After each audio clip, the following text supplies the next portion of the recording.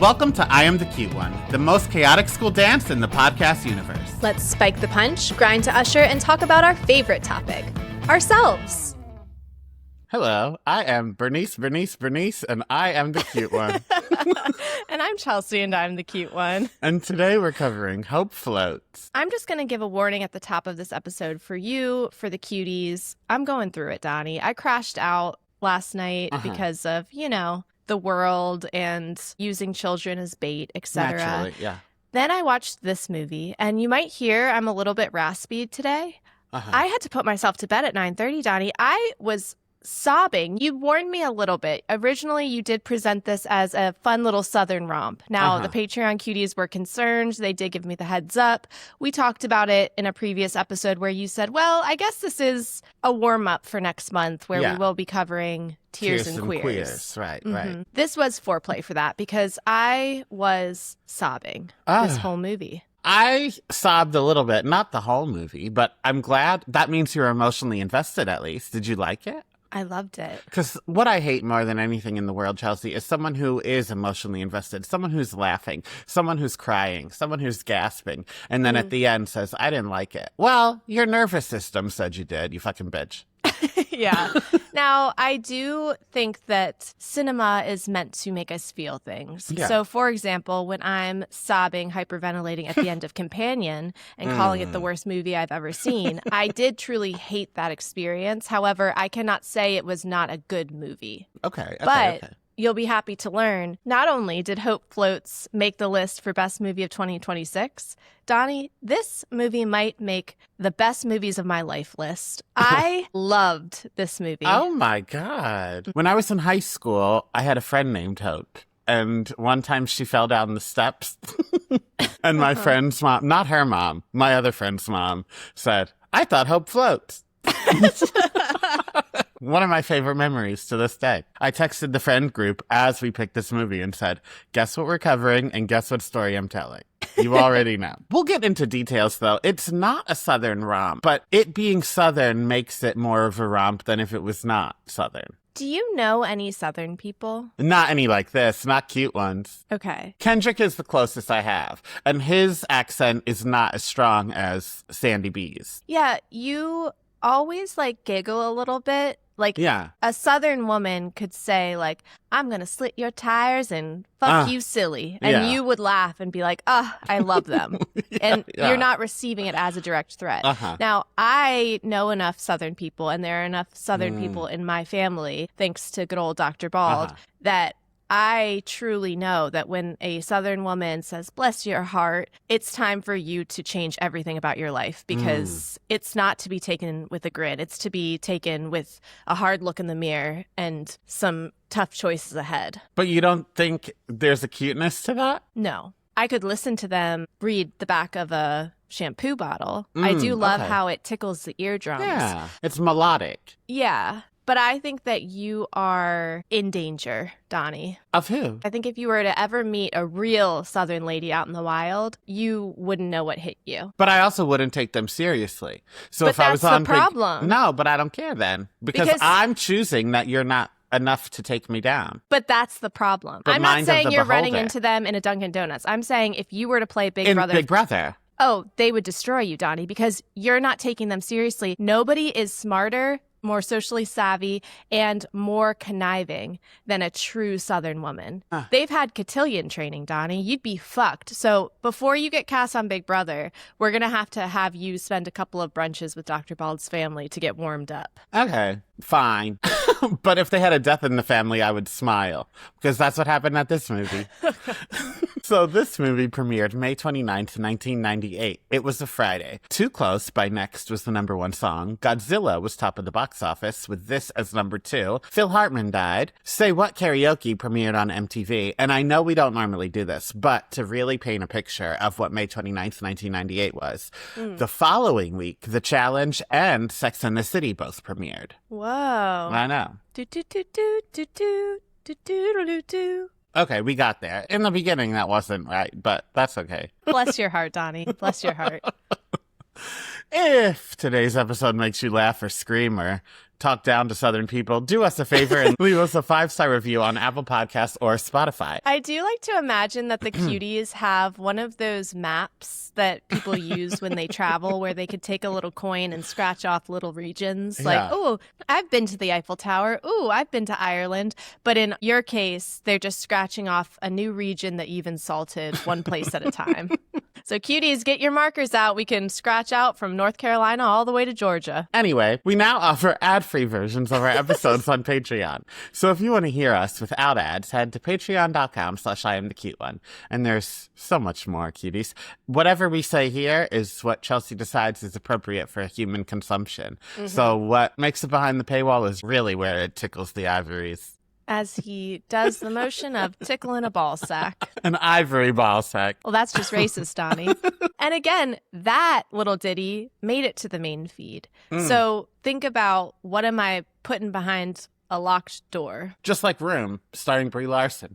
So this movie was written by Stephen Rogers, who also wrote, fucked up in the head. He also wrote Stepmom, P.S. I Love You, I, Tanya, and the Mike Tyson Hulu show. It was directed, and this shocks me every time he's a director, but here we go, Forrest Whitaker. And it does shock me every time he's a director, but what shocks me even more is the credits of what he's directed. This, Waiting to Exhale, and First Daughter, starring Katie Holmes. Wow, what a trifecta.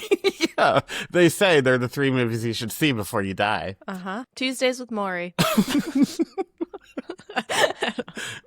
The movie cost $30 million to make and brought in $81.5 million. And Roger Ebert gave it 2 out of 4 stars and said, "This material could obviously lead in a lot of different directions. It seems most promising as comedy or satire, but no, Hope Floats is a turgid melodrama with the emotional range of a sympathy card."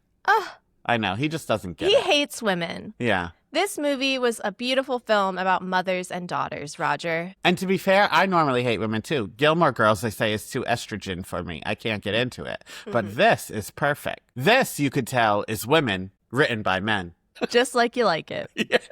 For taglines, I brought this one. Imagine it at the top of the poster in small print. I already see where we're going, okay? When you feel like you're sinking, hope floats. Okay. This week isn't my strongest. I want you to picture a glass of sweet tea. And then it just says, home, sweet home. Okay. I thought you were going to say, in ice cubes, it just says hope at the top. Because I change everything. Yes, that was it. No, but I hate that. I liked yours. Have you seen the photoshopped photo where Ice Cube is photoshopped as an ice cube and then iced tea is photoshopped as the glass? Yes. I want to get it framed for right here. Oh, that would be perfect. That's the spot. That's what's missing. Spot. Yeah. The real one, there was only one. And when you hear it, you'll know why. When life fell apart, love fell into place. Barf. Yeah, boo. I wish it said, not now, mama. This is the first film made under Sandy B's own production company, Fortis Films. And she signed to star in Speed 2, but made the studio promise that if she did that, they would greenlight this. I love that. I love when actors leverage to try to get what they want made. It makes me feel like Entourage with one Vinny Chase, the main character. Still haven't watched. We'll watch it for the Patreon one day. Oh, because it's only aging worse and worse in the ways that it ages well. So we're going to have a lot to talk about. Love especially that. now that actor is a total weirdo. Yeah. When Bill drives off and leaves Bernice in the street, Sandy B was supposed to stay on the porch and just watch. But Sandy was so moved by the performance that she picked her up and carried her into the house, still in character.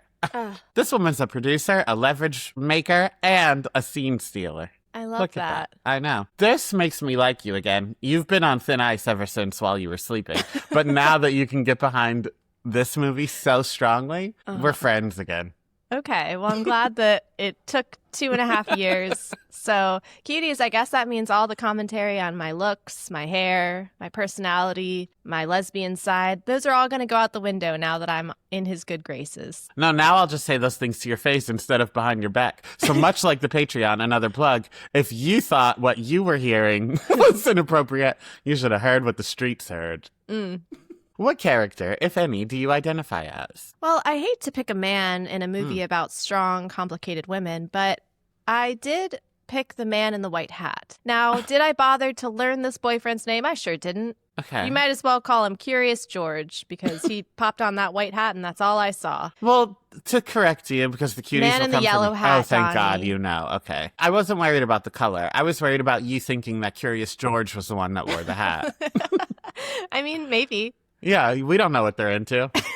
So I am the man in the white hat because I did move back to my hometown on purpose. And I also like to talk shit about the American dream and hustle culture. I am Travis because I too have a knack for character work. And it's not to be with my mom, but I also want to move to LA. And I'm probably autistic. So Chelsea, let's... I'm going to give you 1 minute on the clock and you're going to tell me what it's about. Sure. I liked this movie enough that it was time to break out another haiku. Prom queen falls from grace. Daytime talk show destroys lives. Men ain't shit. Hope floats. I love your haikus. Thank you. You should get into business. Here we go again. Taking something I love and twisting it, torturing it, and trying to make money from it. Like, put on my white hat. Do it. Get over here, George. Let me fuck you. She needs 2 dicks. Like what you're hearing? Head to patreon.com/IamTheCuteOne for more. There you can find uncut, unedited, and unhinged video and audio footage of current episodes. That's patreon.com/IamTheCuteOne. See you there. It's the Tony Post Show. And Bertie Pruitt is a former Texan-turned-Chicago housewife who was lucky enough to be selected to receive a free makeover live on national TV. Except, this is Sandra Bullock. She doesn't need a makeover. She needs the truth. And that's exactly what she gets when her best friend tells her she's been having an affair with her husband, Bill, and he plans on leaving his wife to marry her instead. And because Bertie thought she'd be getting a makeover, her young-ass daughter, Bernice, is in the audience. Rough. Yeah. That being said, I do miss daytime TV like this. I feel like the guy from Queer Eye is trying to do this, but it's too therapy talk focused. Like he's trying to like change lives, and I want him to just lean into who he's meant to be, which is just ruin lives. Oh, on his show. No, I'm not saying Queer Eye ruins lives. I'm saying the guy from Queer Eye. On his talk show. On his talk show. He's trying to be a Jerry Springer type, but he's actually trying to be Dr. Phil. And what made Dr. Phil compelling television is that, let's not forget, number one, wasn't qualified, lost his license, is just a rancid, evil man. I mean, look no further to the Architectural Digest photos of his home that looks like a scene with the thumbs in Spy Kids. Have you seen his house? Oh, Donny, it's worth looking up. It's insane. I'll send you the link. I'll put it in the show notes. But that's what made Dr. Phil, is that like we all saw through it and knew he was a terrible person. And I feel like Karamo is trying to earnestly say things like trauma bond and attachment styles. And it's like, no, you're still bringing people on TV to ruin their lives. So just do it. Yeah. That's why I had my revelation when I said like, oh, his show, because he this week didn't come to the Queer Eye reunion on a talk show because he pulled out at the last minute and sent a video instead and said like, I was bullied on set. I don't like these people. I'm not going to show up. My therapist told me it's not for the best. And the cast was just there watching this video clip. So he still even did it to them a little bit, which I thought is what you were referencing. But yeah, he does have that in him. And he's not wrong. No. But it's just like he's straddling 2 worlds, and I think he needs to pick one. Yeah. Also, super fucked up that they brought Sandra Bullock onto the show to give her a makeover, and they didn't give her a makeover after they ruined her life, and now she's a single woman. Like, that's how we could have at least come full circle of like, you are getting a makeover today, but it's a single lady's haircut. You're getting bangs, bitch. But they didn't care about that. You may recall Jenny Jones, that man killed that gay guy. What? What? On Jenny Jones, they had an episode where gay guys told their straight friends, like, oh my God, I've been lusting after you for years. And the one guy killed the other gay guy. That's history. That's history. That's entertainment. So, bring it back. Karamo, what are you waiting for, huh? And so Birdie does what anyone would do in this situation, pack her shit and take her daughter. Equipped with the letter her father left her telling her how much he'll miss her, to her hometown of Smithville, Texas, to live with her blunt mother, Ramona, who stuffs dead animals and dresses them up, and weirdo nephew Travis, who dresses up as animals not yet stuffed. Now, I'm face blind, but I have a real-life milk carton brain. You know how they would age those children up and you could imagine what they would look like? Yeah. As soon as I see a child actor, I know who they are in the present day. And this is the woman from Parenthood. It is. Yeah, I love her. She was so good in this. I love when there's a child who can actually act. Yeah, she's a great child actress. I'm workshopping Donny Appreciation Month lineup right now, and Jersey Girl is in the fold. And I don't know if that little girl is a good actress or not, but I love it. I've never seen it. It's J-Lo and Ben Affleck, but after Geely. Well, then is the girl a good actress, or is she just acting alongside of J-Lo? People say that, but I think acting is J-Lo's strongest suit. But in the right things. Because she's actually acting for herself. It's not Ashanti saying the N-word because she can for J-Lo. Back to this film. Okay. This first day of school, when she walks in and immediately gets bullied, my first cry. My first cry of the movie. This is what popped my crying cherry. I always think of Coco whenever I see a quirky, sassy little lady on screen. But then as the tale started going, I realized, no. Bernice is Sapphire. And Travis and all of his costumes is Coco. So I really had like a 1-2 punch of emotions with these little baby angels going through it, that once the waterworks started, I mean, open up a theme park, because I'm going down that slide. No, and I get it too, because I'm so glad I don't live near any of the children I love the most, some of which are your kids, because I would be at that school bullying children if the people I love were bullied. When this fat bitch said Bernice had pop eyes, I wanted to say, and what do you have besides high cholesterol and freckles? Yeah, that girl is going to have a rude middle school awakening, I think. As a parent, I'm sure, just like something that was in our Patreon that you can go listen to if you want context. I think just like spiritually, some things you just want to say sometimes. I'm sure as a parent, you want to say those things to Big Dolo or whatever the fuck her name is. But as a parent, you can't. And that's where I think Guncle Donny can stroll into town with his heels and a purse and clip-clop to the hallway. I know, because I wanted to roll up to the school and beat some 8-year-olds' asses this week, Donny. And this is going to have to be Patreon. Yeah. Sorry, Main Feed Cuties. We're doing it a lot today, but I already told you I'm going through it, and it's because everything is in shambles and I'm a shell of a person. So here we go. Let's hire a real one and send it to those girls' houses. Like Game of Thrones, it'll be me on the back. You're just naked coming out of the flames. With a Mother wig. of dragons. But hurt people, and Bernice has her chance to bully someone when town heartthrob Justin Matisse stops by to say hi to Birdie. Bernice tells him back home they have a skunk named after him, and he's not really welcome here. But yet, he returns throughout the week, doing handiwork and telling Birdie she looks like shit and needs to get out of bed. And he's not alone in that thinking, because Bernice calls her father to tell him the same thing, leading to shit hitting the fan and ending in a multi-generational fight between daughter, mother, and granddaughter about Birdie's depression, Bill's lack of care about his family unit, and Ramona's reputation of being the town freak. But it turns out the fight did some good, because it gets Birdie out of bed and into the employment office.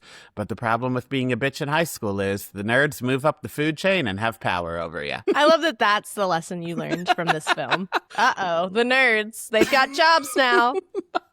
So, Polka Dot herself tells Birdie she's practically unhireable, but caves and tells her to take some photos over the weekend, her only skill, and she'll do what she can. Imagine if Deborah became a podcast network owner. I would be in the streets. Yeah, I mean, especially if she listened to any one of our show for the last 4.5 years. That's what I mean. Some things aren't left behind. Except Kirk Cameron in that Christian movie. Not getting raptured today, Kirk. Huh. Something about Kirk's, huh? Erika, you know that part of The Witches? I do. I am familiar with that. And do you know why I'm familiar with that? Number one of my favorite films, but also that is a vocal stim of yours. Anytime an Erica comes up, you do lean forward like you just did and whisper into the mic, Erica. My ex-husband's sister was named that. Uh-oh. Erica.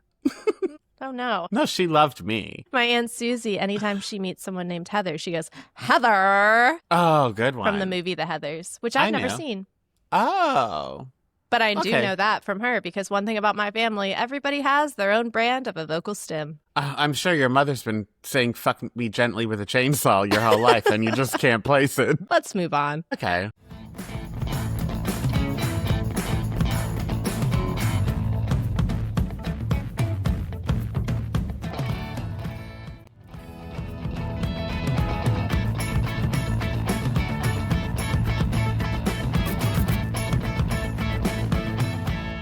And so, Birdie takes photos of those around her, and Polka Dot finds her a job, developing pictures at an hour photo.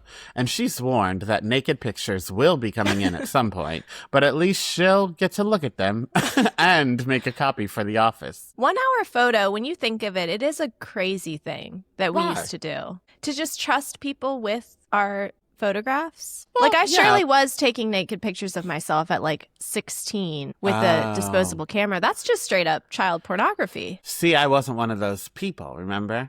I wasn't bad. So it was basically just like me at church camp. Praying the gay away. Yeah. Well, I'm sure when I walked into CVS, they were like, oh, God, here comes this braces missing tooth bitch with naked photos of herself that she thinks she's like a Victoria's Secret model and pictures of her drinking Mike's Hard Lemonade. They called you Airbnb, but B&B stood for Braces and Bush. How dare you? I was bald as a cucumber down there.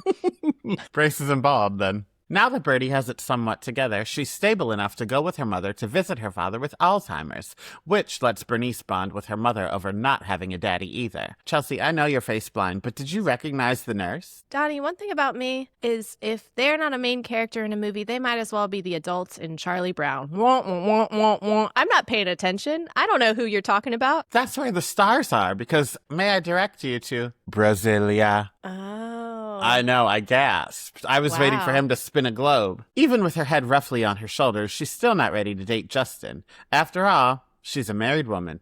But one time so as everybody knows, when I was in college, me and Anthony signed up to be roommates with this girl. And when we signed up to be her roommate, she was a white girl who wore grills sometimes.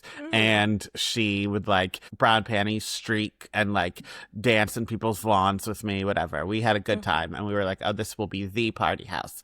Then over the summer, in between when we signed the lease and came back for school, she found Jesus. So then when she came back... Don't you hate when they pave paradise and put up a parking lot? So then one time after she found Jesus, she had a boyfriend who was also involved in the church. And I asked her if she wanted to go to Applebee's of all places, with me. And she said, I'm a married woman. First of all, you're not married. Second of all, it's just Applebee's with a faggot. You're not allowed to enjoy appetizers once you're married? No, half-price wings. The same Applebee's that I had my no-AIDS dinner at. Who could forget? Who could forget? But she is down to grab dinner. Just not at Applebee's. Dinner, they'll be catching themselves as they go on a fishing excursion together and catch up on life after high school. Their next not date includes the town's makeout spot. And as Justin leans in, she confesses she's only ever kissed Bill. And so they just hang out a little longer. And I have a question. She was the prettiest girl in school. She was head cheerleader. She was prom queen and a bitch. And you only ever kissed one man? I refuse to believe it. Southern culture, baby. Oh. See, that's why she can't be taken seriously. How are you going to be all those things and pure? Yeah, like Mandy Moore in A Walk to Remember, which is winning our Cuties Choice Awards, by the way, patreon.com/I'mTheCuteOne. She's pure, but she's a big old loser. Pick your lane. Yeah, agreed. Meanwhile, Bernice is in hot shit when she accidentally hits Big Dolores in the face with a volleyball, and now she's on Dolo's to-be-killed list. And at school, in gym class, famously, gym class was my least favorite of the classes, but if I were to find something I liked in gym class, besides the parachute that you had to run under. Oh, nothing feels more free than running through there. Yeah, to the love other side. that. Volleyball used to be one of my favorite things to do because it's easy to blame other people. How so? So if I'm here and you're here and the ball's coming towards me, I just run over here like I'm going to get it. So then when it lands here, it's closer to you than it is me. And I say, Chelsea! Okay. Now, just a general spatial awareness ability. I would maybe push back on the idea that people don't see you sprinting away from where the ball is clearly going to land. If you're like, oh, I got it, as you're literally running in the opposite direction. Maybe people thought I had a glass eye. Maybe. Yezi one eye. You know that? My dad's cousin has a glass eye, and his last name is Yezi. And one time at a restaurant, he put the name in for the party, and he was like, Yezi, one eye. And he meant one eye in the last name Yezi, but he only has one eye. Oh. Bernice prays to the letter her father left her that she won't have to go to school. But even prayers and pretending to be sick don't work. She's going to school. And after school, Bernice tries to ignore Big Dolo's bullying until she snaps and hit Dolo with her lunch bag. And then it's a brawl. A brawl that Bernice undeniably loses. And Travis was right the fuck there. That boy acts like a dog, a tree, acts like a darn frog. And Up there like a darn frog. And yet he couldn't pretend he was an MMA fighter for the day. Yeah, I think a different skill set. Yeah, but 2-on-1 is all you need. Not to take down Dolo. Well, they had that other girl with no name, too. That's part of the group. But I understand. This is family. Family should stick together. I know. I was really hoping for a now and then turnaround where everybody joins in and they beat the shit out of her. But alas. And Dolo was too big to even be drug off of her. Like, Dolo just decided when she was done. Normally in scenes like that, oh, yeah, heartburn. But I understand when it's time, and you just got to go for it. Yeah. But this is where, as a mom, I might tell her how to do some things. Because back to the story that I told behind the paywall with Coco, we've had some conversations of like what we can do to escalate the situation, tell a trusted adult, tell them to stop, etc. Because these are the same motherfuckers who are also beating her up at recess. And I've told her that if they beat you up again, I will not be upset if I have to come to the office to take you home because you have fought back. So this is where if I were Bernice's mom, I would say, so we're going to trip her. Everybody's walking home. First of all, maybe don't do it when there's literally an angry mob of children walking right behind you. But we're going to trip her. We're going to kick her. We're going to sprint away because Dolo's going to be like a little potato bug. It's going to take her a minute to find her center of gravity. And I'm being really rude to this Dolo character because I am projecting some feelings about real life 8-year-olds onto the situation. They named her Big Dolores. Yeah. I mean, just kick her a couple times in the head and sprint. Also, we used the prop. Prop work was done. You hit her with your lunch bag. I think it just, instead of out of instinct, it just needed to be more calculated. Because one big pop to the face with that Hello Kitty thermos would have been enough to get her discombobulated. And then you punch her in the pussy and run. And run through the angry children. Oh, like, don't run away, but run through because you can part the Red Sea, but she's going to have to find her way. Which, if you ever think someone's trying to traffic you in a car, you're supposed to run against traffic because then they'll need to turn around and come get you. Don't run away from the car, run towards it. And don't wear a ponytail in public because they'll yank you. And that's why you have short hair. See? My non-trafficked queen. But losing a brawl is nothing a family group dance number won't fix. And this is where I cried again. Actually, not only did I cry during the scene, this is when I texted you that it made top movie of 2026, and I didn't even know what was still coming. I was sobbing, and I didn't even know that I was really going to get something to cry about. Oh, yeah. Let's give them something to cry about. You know Talk that? about death. I love when you sing a very well-known song, and you're like, you know that one? Yeah. Isn't my bookshelf shaping up? Well, now these two holes. But when I sit like this, isn't it shaping up nicely? It is. I was going to say something, but then I didn't. It's okay. We'll get there. Mm-hmm. Speaking of dancing, Ramona and Birdie go to the town's honky-tonk, or whatever you call a white person juke joint, where Justin asks Birdie to dance. A fast one at first, but when the DJ hits the crowd with the old aggressive mood switch, the two slow dance. A slow dance so good, she goes home with him. Well, a home in progress. And his passion for building houses naturally leads to a conversation about the American dream before Justin kisses her on the forehead, and the two fall asleep together. And when they were at the honky-tonk and Sandy B says, I can't dance anymore. Let me tell you something, sweetheart. If you say you can't dance anymore, that means you could never dance. Dancing's not a skill you lose. That statement is proven wrong by this scene. She was crushing it out there. All those little twirls. Well, then she was just using that as an excuse. I think the point of this scene actually proves your point, but she believes in her heart that she can't dance because Bill has beaten her down to be the version he wanted her to be. But you're correct. If you were a good dancer, you're always going to be a good dancer. So she could, in fact, dance. She just didn't believe in herself until the man in the white hat said, come on out here, little lady. Well, now this movie might make me cry. Wow, you're right. Look at that. Now, speaking of the man in the white hat, when she is admiring his house and like looking at the blueprints and looking at the future of what he's building, let me tell you how this would go down in real life. Because as someone who dated men in my past and as someone who is currently married to a man, going into a single man's house for the first time would be more like, look at this flat yellow pillow. A collection of tissues crumpled up on a nightstand because he has allergies.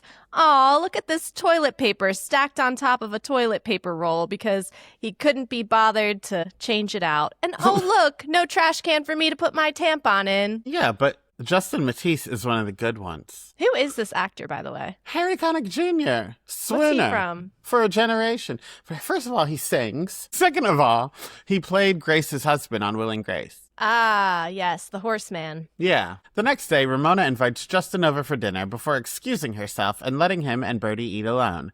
At dinner, Justin tells her that she may think she lost her spark, but he still sees it.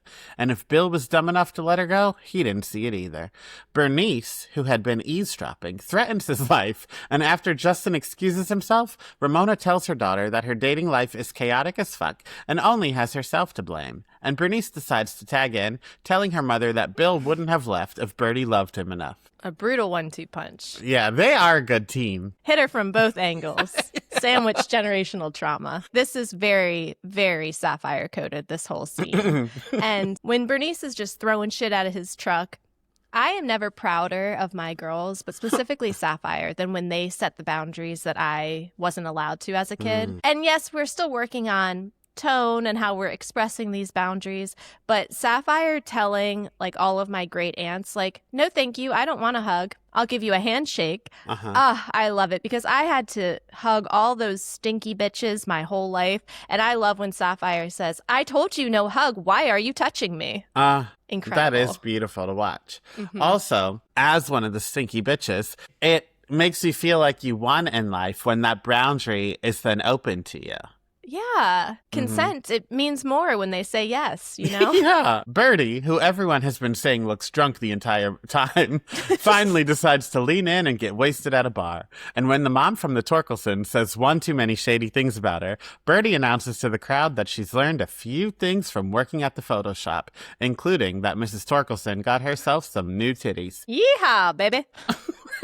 Well, while this may seem fun, it's not so fun on the other side. And as she vomits up her night, she cries to her mother about her separation, blaming herself, saying that her spark did disappear. She saw it, Bill saw it, even Bernice sees it. But her mama tells her that she still sees the girl with the spark and that Bernice knows she loves her. After all, mothers love their daughters even if they show it poorly. And her father agrees, even though he doesn't know who she is. His daughter is destined for happiness. I wrote in all capitals, mothers love their daughters even if they show it poorly. Are you trying to kill me, Donny? Why? I'm trying to educate you. I was sobbing in the scene. Yeah. This whole movie is just really picking at all my mommy issues. It was a beautiful film. Yeah, I'm here to heal. I'm the Karamo of podcasting. That's why you're phoning in from a video call. Yeah, because you couldn't bullied be here me in person. Yeah. I was fully in this scene, ugly crying, snot heaving, like just really going through it. And Dr. Bald had wanted me to watch this movie with him because he saw our lineup, and it's always so weird, the ones he chooses. But I forgot he loves Sandy B. Well, that's what I was thrilled when you told me he was going to watch this with you because it's one of his favorite movies. Who would have guessed Dr. Bald loves Hope Floats? Out of all the Sandy B movies to choose from, what won? But I wasn't going to push back because look at this, Chelsea. You have two bald-headed, sober Pisces men that love Sandy B. I do have a type, you know? You do. When you're right, you're right. Now, Yeah. I did think this was a strange one because he does love Sandy B, but Hope Floats, I wouldn't consider Dr. Bald to be the target audience. Now, it was this scene when I was ugly crying, snot, sobbing, heaving, where he looked over and he said, you know, I don't actually really like Hope Floats, but I wanted to watch you watch it. A sicko, Donny. A sicko. Then he says, ha, Donny finally did what I did to you. Because, you know, he always picks movies like Companion, Malignant, Insidious, where I am sobbing. And I looked at him and I said, no, no, no. To be clear, you terrorize me and make me have existential crises about AI. Donny has brought to my doorstep a beautiful film about mothers and daughters and their love. And I said, so once again, point for Donny. So whatever he thought he was doing, he did not get done. Well, I also like that me and him have in common that we like to make you cry in different ways. Apparently. Through media. Yeah, through media. I think that it's important. Both of you just want to make sure that I'm still a human every now and again. No, it does bring me joy to make you feel things like that. But not as a human test, just as a I do like to terrorize you. But that's not what I thought I was doing with this. No, you thought it was a fun Southern romp. Yeah. Mama, not now. Bernice. For anyone who hasn't seen the movie, wait until you get to that reveal that I've been making fun of the whole time. That makes him smile and giggle and laugh. Not laugh, just like I'm so proud of you, Sandy, like that. Bernice is starting to act like a real cunt. And so Ramona tells her about ants. And the conversation really meant something because Bertie gives her mother a general thank you. And just in time, because that night, her mother dies. And this is a good time to remind you that next month, our theme will be Tears and Queers, where we cover sad movies, gay movies, and sad gay movies. Now, this is the scene I've been teasing you with the whole time, cuties.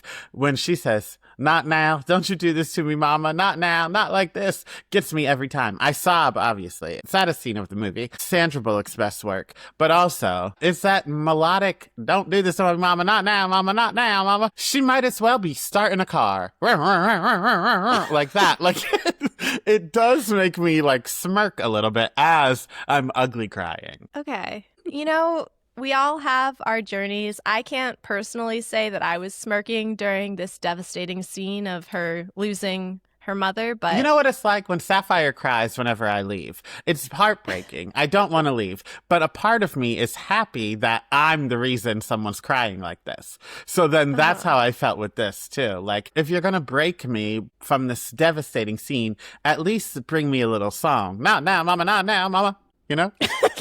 We are going a little bit into Elvis territory. You ain't nothing but a hound dog, mama. Happy birthday, mama. All the pieces of shit decide to prove even more they're pieces of shit.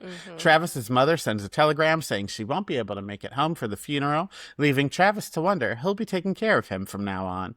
And Bill shows up to stress Bertie out and tells her he wants a divorce. Bernice packs her bag and says she's going with her father. After all, he wrote in a letter that he loves her, but he leaves her on the curb because he never wrote the letter. Bertie did. Were you impressed that I immediately, scene one, texted you and said, oh, she wrote this letter? Yeah, I couldn't respond to that. No, and I wasn't Spoiler expecting alert. a response. Yeah. But sometimes I do just like to remind you that my pattern recognition, unmatched. That's like when I text people about Scream 7 and say, it's clearly going to be Anna Camp as the killer. And now when they see it and it is going to be Anna Camp as the killer, they'll be like, Donny, why'd you put that idea in my head? I didn't know. I just guessed. But looking at this cast, it's going to be Anna Camp. Yeah, please. Yeah, what do you think they hired Anna Camp to do? She's going to be given a crazed, crying monologue at some point. Can't wait. Bertie takes her daughter inside, calms her down, and tells her they'll get through this together because they're a team. The coolest chicks in Smithville, Texas. Time passes, Justin courts Bertie, and Bernice finally comes around. Except she makes it known that if they get married, she will not be changing her name to Bernice Matisse. Fair. Yeah. Well, thank you, Donny, That's the for movie. bringing me this film. Of course. I'm glad you loved it. I think our next Sandy B movie will probably be Crash. I've never seen it. Oh, it's like Love Actually, but instead of all different stories about love at Christmas time, it's about all different stories about racism and how everyone can be racist. And Sandy B is a racist rich white woman who says, "I had a gun in my face." Final thoughts. If we were to bring this movie to present day, who would you cast in the reboot, or what would the plot of a sequel be? And I think the sequel is just waiting for us. Oh, yeah. We've got Mae Whitman right there. You didn't watch The Flash, did you? The Flash? The TV show on CW about the superhero? There's no way you did. Oh, well, there's a guy who's like a sidekick of The Flash who did a lot of typewriter stuff or like computer stuff. And he and Mae Whitman have a baby in real life together. And when I saw him in Hadestown on Broadway, it was his opening night, and Mae Whitman was there to support him. I love that. Didn't somebody on Parenthood out him as her baby daddy? Yes, but I forget who. Yeah, but somebody did. Like, oh, we're so excited for him. Probably Lauren Graham, honestly. Seems like the type. That's one of the reasons I hate her. Bernice has moved away, but now she is going through something where she and her daughter need to move back in town. So we once again see that generational new dynamics where even though parenting styles are different and you have tried to like course correct or swing the pendulum from how you were parented, you're still always fucking up your kids. So there's always something to unpack. Get the gang back together. I did that exactly. And I also said that Justin gets a job that would take him out. Like he's hired to like, I don't know what, but something with houses where it's like blowing up and he'll have to relocate. So then she has to choose like if she's going to stay in the small town where her family unit is again, because for a little bit of time she has Justin and her daughter and her granddaughter all in one place, or if she'll choose to relocate. What's she going to do? I don't know. That's for Forrest Whitaker to decide. Speaking of one-eyed Willie or whatever. Yeah. Whitaker, one eye. Okay. Final thoughts. What about this movie aged well, and what aged like Blockbuster? I think all of it aged well. I didn't find any problematic stuff. I think in terms of Blockbuster, though, people don't really watch talk shows to this degree anymore. So, like, yes, it is a small town, and yes, people are always looking for a way to, like, bring down people that have rose too high to the top, whatever. But I don't think if she was on a talk show, that would be the way it would be. Yeah, it would have to be like a viral video on TikTok or something, for sure. Yeah. Somebody's doing a 17-part story of who the fuck did I marry? I think this movie aged beautifully. I think that it really captured family dynamics. I think it captures mothers and daughters. Again, one of my top movies of all times. I think there is one person of color in the entire film. And you know who it was? Who? Brasilia. So you know what? Shame on me for not noticing. You don't see color. I don't see faces and I don't see color. So if the new running bit we have of who's the better white person, why don't you go ahead and subscribe to Patreon to hear what Donny said behind the paywall before we weigh in on my colorblindness. What if that was the Spotify poll we put up every episode? Who's the better white person this episode? Honestly, I'm not mad at it because I don't think I put up a poll in months. What was I about to say? Oh, however, I do think that this might be a movie that we didn't need to be putting people in color in, just because I don't know if I want to look at any of these people's voting records or personal beliefs, you know? Naturally. I loved this film. Thank you, Donny. I'm so glad. You're very welcome. I feel nice and lubed up going into next week. Yeah, me too. And when the podcast realigns itself to what the point of the podcast was supposed to be originally, where I introduce you to new movies and you hopefully like them, it makes me feel good inside. Not as good as watching someone's mother die while she says, "Not now, mama," but still good. Still good. You can't have it all, you know? Yeah. So next week, Tears and Queers officially begins, and we'll be watching the 2007 tragedy, Bridge to Terabithia. Get out your tissues, cuties. Have you seen it? I read the book. I have not seen the movie. We're going to have a neck-snapping good time. We'll talk to you later. Love you like a sister. Bye. Bye. Thank you for listening to I Am the Cute One. If you want more, head to patreon.com/IamTheCuteOne for uncut, unedited, and unhinged video and audio footage of current episodes, as well as even more bonus content. And if you like what you heard, please be sure to leave a 5-star rating and subscribe to our show. And to help us grow this community of chaotic cuties, share an episode with a friend you think would pass the vibe check. And to see the madness, check out our YouTube channel, where video footage from all current episodes are posted weekly. You can follow me at Real Donnywood on Instagram and all other social media platforms. And if you want more of my personal brand of chaos, check me out at Oh No Chels. Talk to you later. Love you like a sister.